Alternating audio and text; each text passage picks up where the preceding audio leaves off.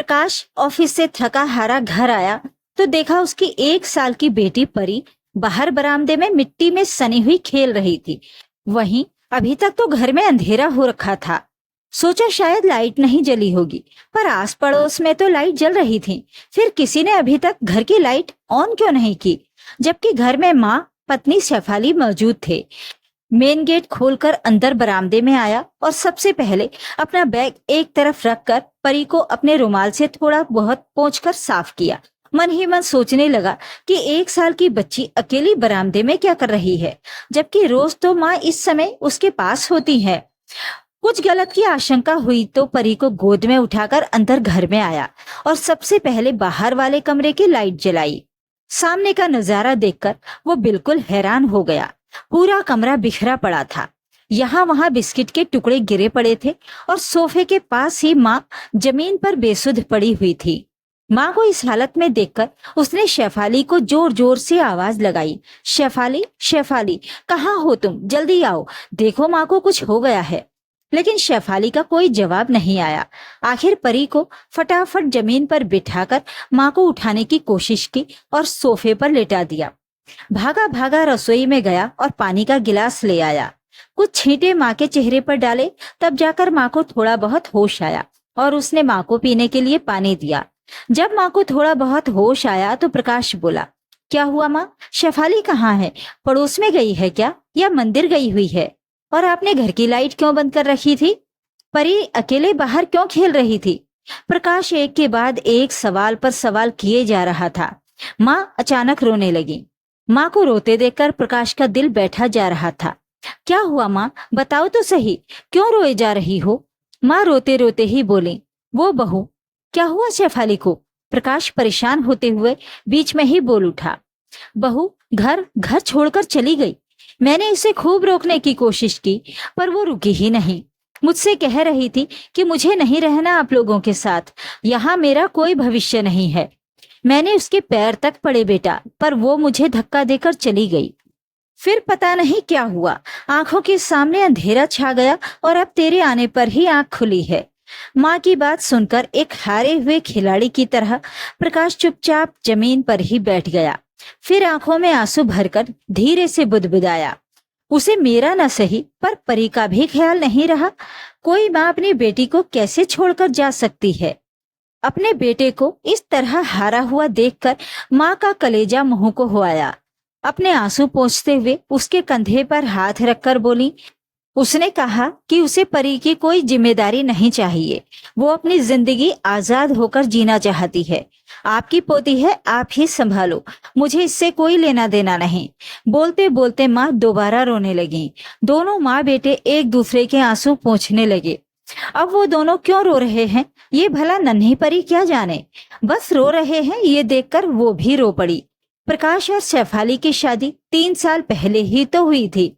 तब तक तो सब कुछ ठीक था, अच्छा खासा बिजनेस था। प्रकाश और उसके पापा दोनों मिलकर बिजनेस बहुत अच्छे से संभाल रहे थे। पैसा भी बहुत था, कोई कमी नहीं थी।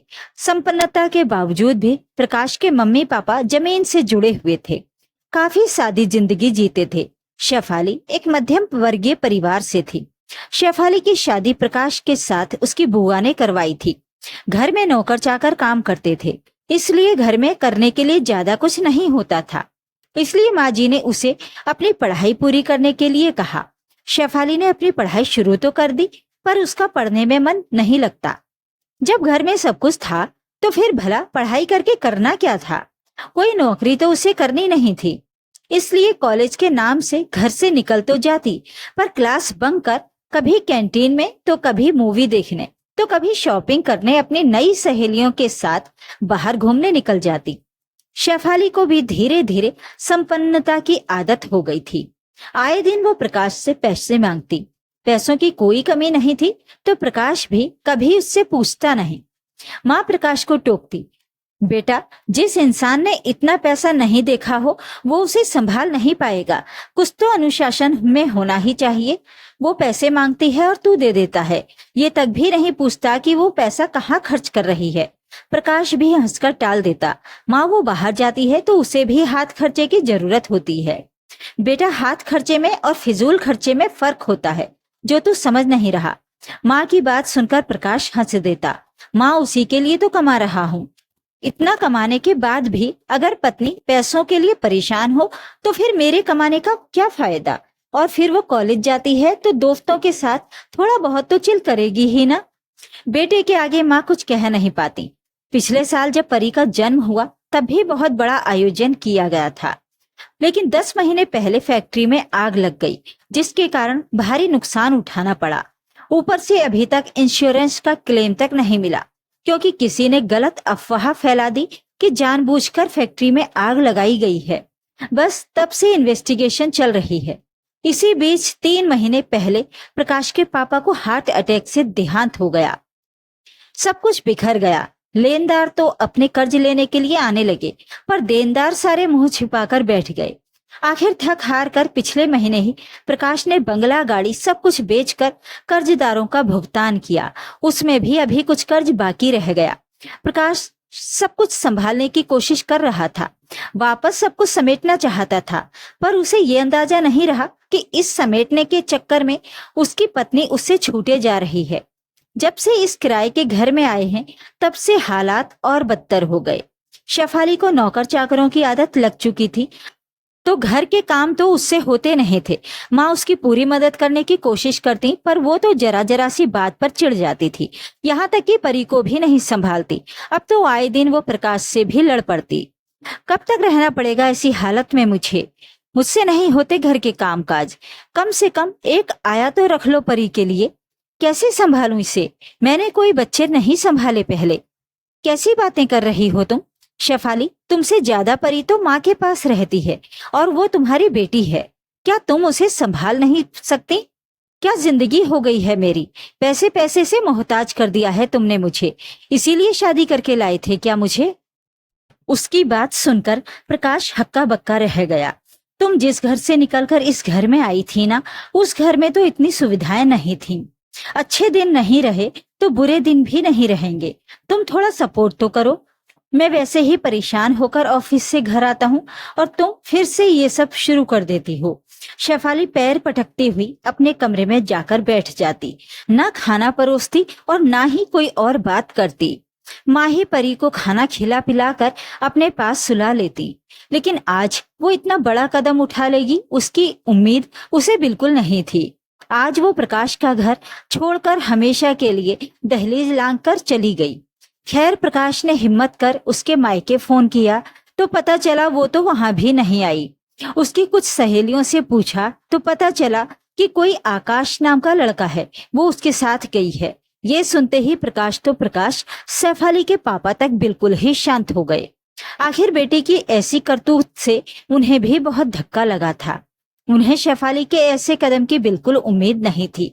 पैसों की ऐसी क्या चादर ओढ़ी उनकी बेटी ने जो परिवार को परिवार ही नहीं समझा। यहाँ तक कि 1 साल की बेटी को छोड़कर चली गई। पर जिंदगी रुकती है क्या? इधर माँ परी और घर दोनों को संभालती और उधर प्रकाश सब कुछ समेटने की कोशिश करने लगा। बस उस पर एक धुन सवार हो चुकी थी कि उसे पैसा कमाना है। आखिर उसकी मेहनत रंग लाई। 2 महीने बाद जाकर फैक्ट्री का केस प्रकाश जीत ही गया और इंश्योरेंस का क्लेम भी पास हो गया। क्लेम का जो पैसा आया उसमें से सबसे पहले जो थोड़े बहुत कर्जदार थे उनका कर्जा चुका दिया। बाकी बचे पैसों में से एक फ्लैट खरीदा और वहां शिफ्ट हो गए और बाकी के पैसों से नया काम धंधा शुरू कर लिया। बिजनेस का अच्छा खासा नॉलेज और मार्केट पर पकड़ होने के कारण प्रकाश का ये काम भी चल निकला। धीरे धीरे वो तरक्की कर ही रहा था कि एक दिन अचानक शेफाली लौटकर आ गई। उसे अचानक घर के दरवाजे पर देखकर प्रकाश हैरान रह गया। आखिर 6 महीने बाद ही घर लौटकर आने का अब क्या तुक था। शेफाली अब उससे माफी मांगते हुए दोबारा उसकी जिंदगी में अपनी जगह चाहती थी, लेकिन प्रकाश ने उसे अपनाने से इनकार कर दिया। अब तुम यहाँ क्या करने आई हो? पैसे की चकाचौंध में तुम इतनी खुदगर्ज हो गई कि अपनी छोटी सी बच्ची के बारे में भी नहीं सोचा। मेरा बुरा वक्त क्या आया तो तुम मुझे छोड़कर अपने उस दोस्त के साथ चली गई। शेफाली, जिस तरह से अच्छा वक्त ज्यादा दिनों तक नहीं रहता, उसी तरह से बुरा वक्त भी ज्यादा दिनों तक नहीं रहता। इंसान की पहचान ही बुरे वक्त में होती है। तुम तो बुरे वक्त में मेरा साथ देने की बजाय मुझे छोड़कर ही चली गईं। जिस दिन तुम हमें छोड़कर गई थी उस दिन ना तो तुमने अपनी बच्ची का ख्याल किया और ना माँ का। माँ सदमे में बेहोश हो चुकी थी और परी बाहर मिट्टी में सनी पड़ी थी। वो तो मैं वक्त पर घर आ गया था, वरना उस दिन मैं अपने परिवार से ही हाथ धो बैठता। तुमने तो मेरा विश्वास तोड़ने के साथ साथ मेरी आत्मा तक को छलनी कर दिया है।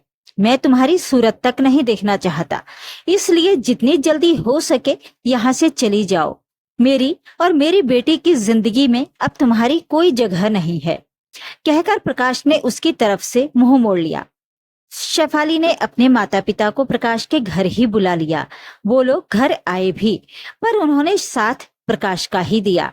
शेफाली गिड़गिड़ाते हुए बोली, पर मैं अब जाऊंगी कहाँ? मेरे पास तो कुछ भी नहीं है। आकाश ने भी मुझे साथ रखने से इनकार कर दिया, और फिर मैं परी की माँ हूँ, उस पर मेरा हक है। शेफाली अचानक परी पर हक जताते हुए बोली, लेकिन परी तो अपने आप को उससे छुड़ाने की कोशिश करने लगी। भला 1.5 साल की बच्ची उसे कैसे पहचानेगी?